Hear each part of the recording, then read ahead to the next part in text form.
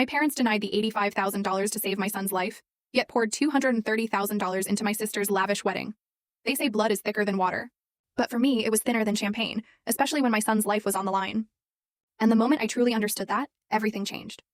We don't have that kind of money lying around, Emily. You need to be realistic. My father's voice was like a gavel, sealing a grim fate. He stood framed in my apartment doorway, arms crossed, face a solid mask. Behind him, my mother nodded, her mouth a thin, disapproving line. I just stood there, my own heart thudding a desperate rhythm. In the next room, my 7-year-old son, Ethan, slept. His breathing hitched and labored even with the oxygen machine whirring. On my kitchen table, a stack of medical bills lay spread out, glaring and accusatory. $85,000. That was the specialist's quote for an experimental treatment, the only thing left that could save Ethan's life.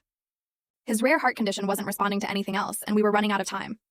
I'm Emily, I'm 31, and I'm a middle school science teacher in Columbus, Ohio, raising Ethan alone. His father walked out when Ethan was diagnosed at 3. Couldn't handle a sick kid. That was 4 years ago, and I'd been fighting this battle by myself ever since. My parents lived just 20 minutes away, in their comfortable suburban house. The same house where my younger sister, Claire, still had her childhood bedroom preserved like some kind of shrine. Realistic? I repeated, my voice cracking, barely a whisper. My son might die without this treatment. The doctor said he has maybe 6 months if we don't act now.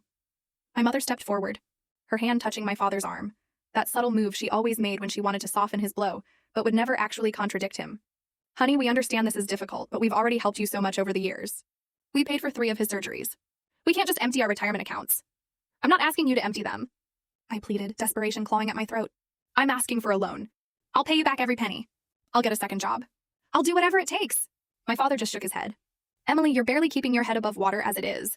How would you pay us back? Be sensible. There are payment plans, medical financing options. You should look into those. Oh, I'd looked into them. I'd spent weeks, months researching every single avenue. Payment plans would take too long.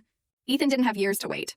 Medical financing companies wanted predatory interest rates that would bury me for decades, and most wouldn't approve me anyway because I was already drowning in medical debt. I've tried everything, I whispered, hoping to reach her, to soften her. For a moment, I thought my mother might actually convince my father. But then he spoke again, his voice firm, final. We can't do it, Emily. I'm sorry, but we have to think about our own future too. We're not getting any younger. They left shortly after. I stood at the window watching their car pull away. The weight of their refusal settled over me like a full story video added in below.